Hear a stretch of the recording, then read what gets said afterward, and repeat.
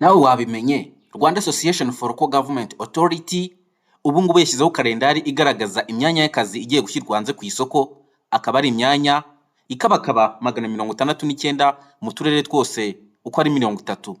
Iyi kalendari ikaba igaragaza mass recruitment activity phase ya 4 izatangira kuva ku itariki 29 z'ukwezi kwa mbere kugeza ku itariki 13 z'ukwezi kwa gatatu 2026, aho ku rubuga rwa Mifotra akazi kagiye gushyirwaho mu gihe cy'iminsi 7 guhera ku itariki 29 z'ukwezi kwa mbere kugeza ku itariki 9 z'ukwezi kwa kabiri. Imyanya yose ikabakaba 169 ikazaba imaze gushyirwa ku rubuga rwa Mifotra.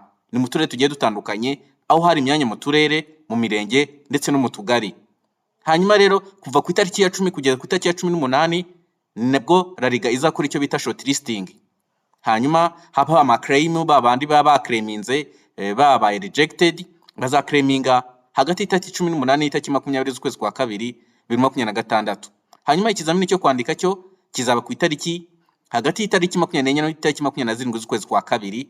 Hanyuma claim zijyanye n'abantu bakoze ikizamini cyo kwandika cyo izaba hagati y'itariki 2 n'itariki 5 z'ukwezi kwa gatatu 2025. Hanyuma ikizamini cyo kuvuga kizaba hagati y'itariki 9 n'itariki 13 y'ukwezi kwa gatatu 2026, bimare iminsi 5. Nkuko rero nabibabwiye imyanya yatangiye kujya ku isoko.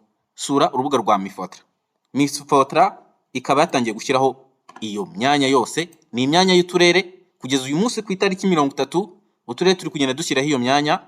Hakaba amaze kujyaho imyanya 54. Akarere ka Musanze kamaze gushyiraho, akarere ka Burera, Rusizi, Gasabo, hanyuma hakaza Musanze, Rubavu, Bugesera. Uturere twose twanije gushyiraho iyi myanya igiye itandukanye. Icyo nabasaba rero, urisanga waba ufite A0, A1 urisanga kugira ngo ubashe kwapranga muri imyanya y'uturere. Bibutsa yuko iyi mass recruitment iba inshuro 3 mu mwaka. Inshuro 3 mu mwaka, byumvikana yuko muri uyu mwaka mu gihembwe cya mbere tayari imyanya igiye gukubitwaho.